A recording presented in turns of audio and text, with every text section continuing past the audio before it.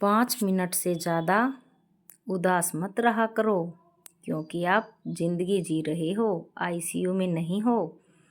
ये ज़िंदगी है जनाब, हमें जीना है इसको। छोटी मोटी बातें, छोटा मोटा उतार चढ़ाव तो ज़िंदगी में सबके आता है और आता ही रहेगा। तो ज़िंदगी को झंड मत बनाओ, अपनी ज़िंदगी को जियो खुश रह के, क्योंकि ज़िंदगी तो जीनी है, काटनी थोड़ा ही है। काटनी है तो उदास रहो और उदासी में ऐसे ही टाइम पास करो, यानी ज़िंदगी को काटो।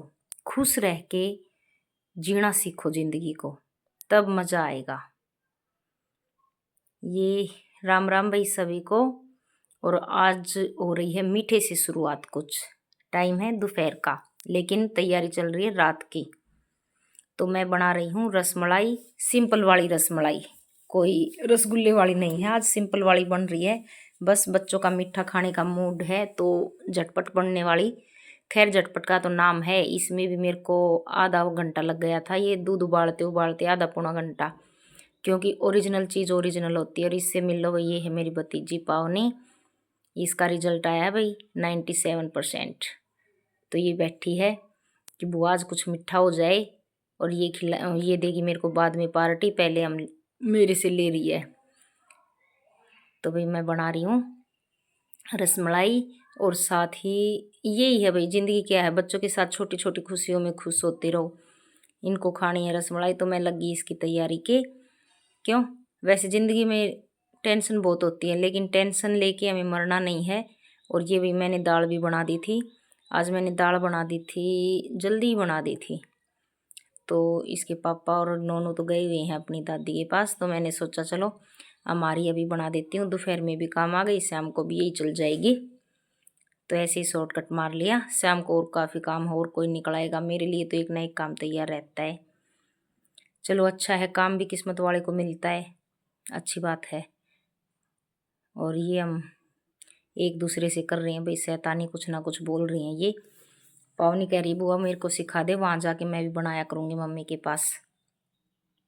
तो वही ये रसमलाई तैयार हो रही है, आ जाओ जिस चीज़ को खाना है। तो वही मेन पॉइंट है ज़िंदगी, मतलब कि हम जैसे रहेंगे ना, पॉजिटिव रहेंगे, तो हमें अपने आसपास का माहौल है ना पॉजिटिव लगता है।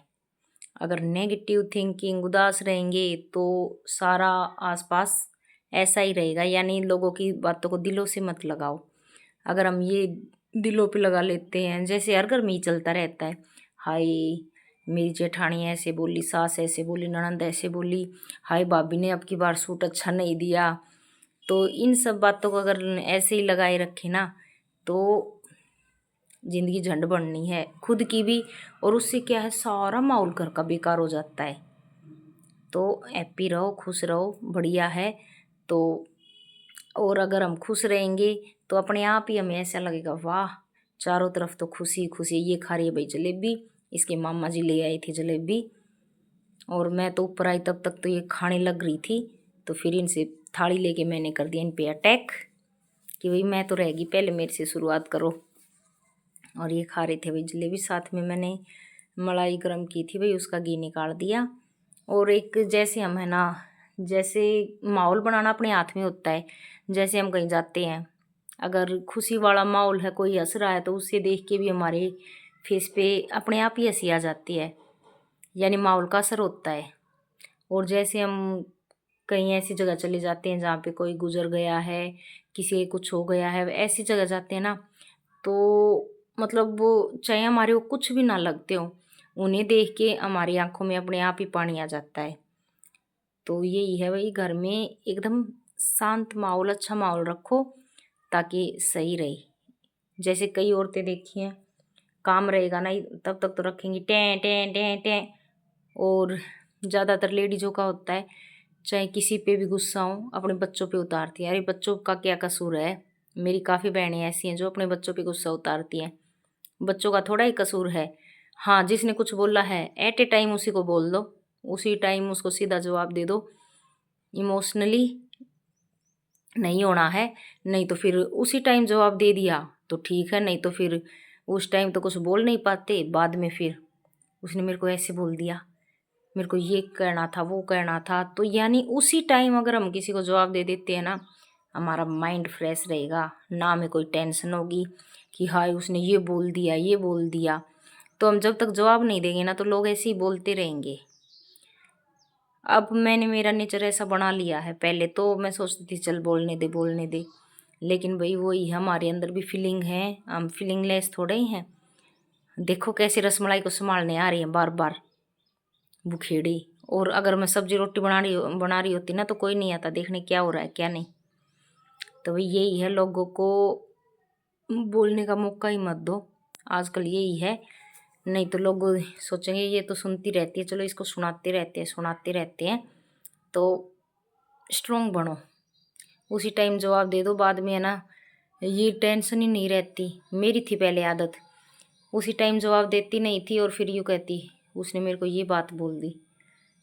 कई बार तो पता है क्या है, जवाब याद ही नहीं आता था कि कहना क्या है, बाद में याद आता ओहो ये जवाब देना था तेरे को। ये कब होता है हमारे साथ, जब हम इमोशनली इतने स्ट्रोंग नहीं होते। जब हम अपने आप को स्ट्रोंग कर लेते हैं ना तो अपने आप ही कॉन्फिडेंस आ जाता है, क्यों हमारी गलती नहीं होती, फिर ऐसे कैसे कौन बोल सकता है, गलती हो तो ही बोल सकते हैं। लेकिन हाँ अब मेरे अंदर ये पावर आ गई भाई, चाहे मेरे को कड़क बताओ कुछ भी बताओ, लेकिन अब सुन नहीं सकती भाई किसी की भी। हाँ गलती हो तो भाई सुननी पड़ती है, लेकिन ना गलती हो ना तब भी। और ये जब होता है जब हम किसी पे बहुत ज़्यादा विश्वास करते हैं, लेकिन धीरे धीरे वो विश्वास टूट जाता है ना, क्योंकि विश्वास एक ऐसी चीज़ है जो एक बार टूट जाता है ना, फिर वो विश्वास जोड़ने में आदमी की सारी उम्र ही निकल जाती है। विश्वास नहीं होता, फिर आगे वाला बंदा चाहे सच भी बोल रहा है ना तो भी हमें झूठी लगती है। लेकिन आजकल के लोग ऐसे इतनी सफाई से झूठ मतलब बदल जाते हैं टाइम पे कि नहीं मैंने ये नहीं कहा था, आपको गलतफहमी हुई है। तो उससे इंसान ऐसा अर्ट भी होता है और साथ में स्ट्रोंग भी हो जाता है। और ये देख लो भाई रसमलाई की, ये रात को 9 बजे की वीडियो है, सोने के टाइम की।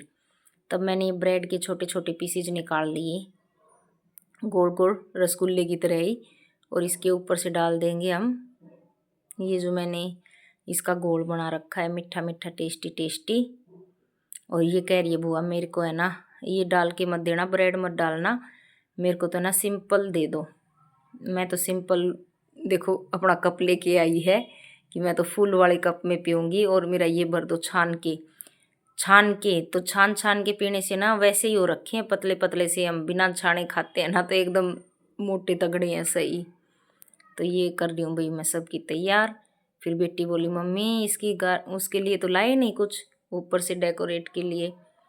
फिर फटाफट से थोड़े से बादाम उन्हीं से कुटवाए और फिर इनको सजा दिया। कैसी लग रही है, और आप लोग भी बना के देखना, एकदम रियल की तरह ही लगती है, मज़ा आता है। चाहे गर्मी में तो है ना दूध की जगह यही तैयार करके रात को पी के सो, एकदम मज़ा आएगा।